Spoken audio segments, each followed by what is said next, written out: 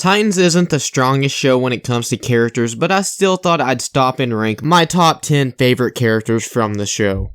A quick honorable mention to Donna Troy. I thought she was terrific in Season 1, and in the beginning of Season 2, about the first half of the season, I thought she was a good character as well, and then just towards the back half of the second season, I think her character started to go on a downhill slope. That's just my personal opinion. I perfectly understand if you still love Donna Troy as a character. She came really close to being in my top 10 at number 10, but instead I decided to put Raven at number 10, and that's just because she's more of a major character in the show than Donna is. I think Donna probably plays a bit of a more crucial role in Season 2, but Season 1 was really Raven's season, along with Dick's, of course. The whole show is Dick's show, which may spoil this list, but anyway, I actually thought Raven was a pretty good character in Season 1. I don't think she was as strong as Starfire or Robin in that season, but I think she did outshine Beast Boy and even Jason. I just thought her whole arc throughout the season, although the resolution with Trigon wasn't done well, I think the arc itself was done pretty well, therefore is why I felt that Raven was needed to be on this list. And at number 9 is Starfire, really for the same reasons. I think Starfire is a much stronger character in Season 1 over her in Season 2. I don't think she's a bad character in Season 2, but she's outshined by several other characters. And I don't really think she grew that much as a character in Season 2. Season 1 was about her finding herself, figuring out who she really was, which was a pretty interesting arc for her. And really, that goes the same thing for Raven. That's something I forgot to mention. Raven didn't really grow much as a character. It seemed that she was getting a handle on her powers, that she was becoming more powerful in the first episode, but as the season went on, and she still didn't have control of her powers. Now, the next few entries on this list are characters that didn't have a ton of screen time compared to other characters, but what they did when they were on screen made me like them as a character, and they didn't really do too many things that I hated. Bruce Wayne. Now, although this isn't my Batman, I think Ian Glenn does a pretty good performance as Bruce, although I think the writing for Bruce is a bit weird at times because he doesn't really act how I'm accustomed to Bruce Wayne acting, and Batman is my favorite character of all time.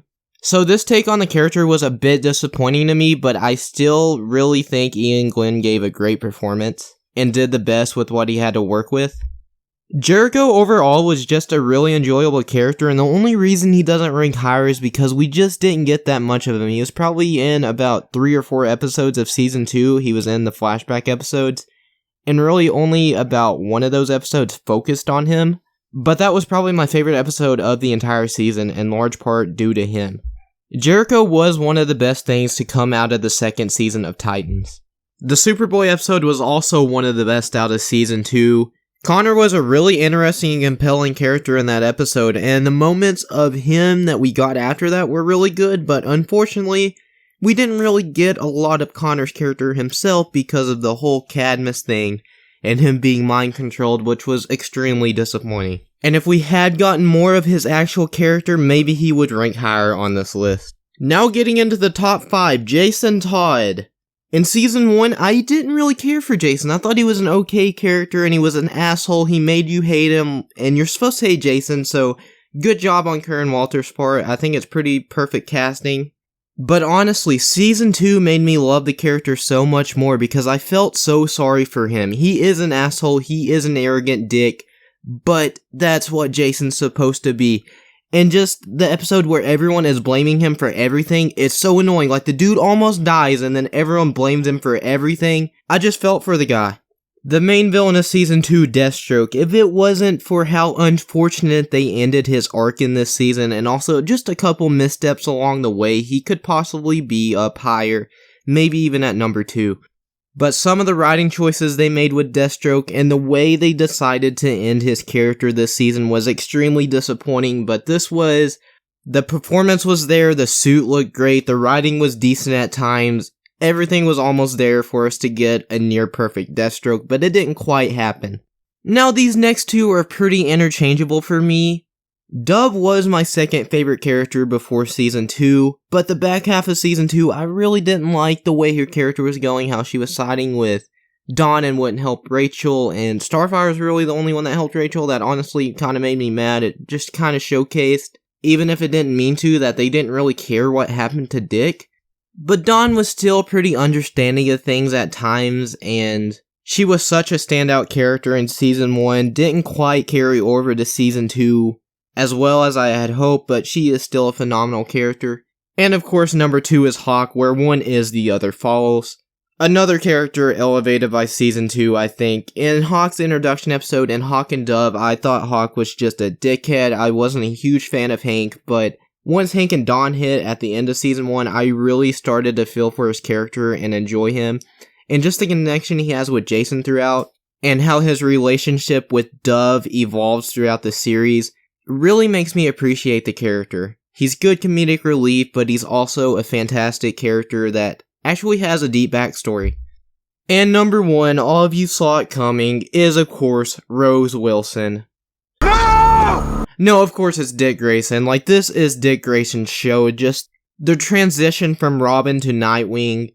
It took a little longer than it probably should have, but it was still pretty great. Dick is really the only character with a story full-time in this show. He's the only character that's always doing something. With how often the Titans break up in the show, I don't know why they don't just call it a Nightwing show, but yeah, Dick's the whole reason everyone's together anyway. It's because of Dick that they really all met. He has connections to Jason, Raven, Starfire, the old Titans with Donna, Hank, and Dawn. Deathstroke's whole motive in Season 2 revolved around Dick. Not to mention both of his costumes, the Robin and Nightwing costumes, are absolutely amazing, and almost every fight scene the guy is in is pretty good. Honestly, if it wasn't for Brenton Thwaites'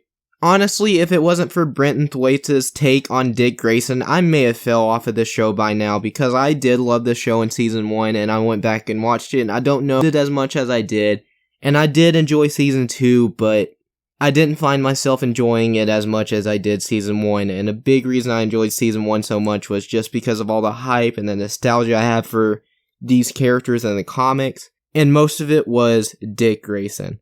I was so excited to finally have a live-action Robin, now a live-action Nightwing, and Brenton Thwaites has delivered on that.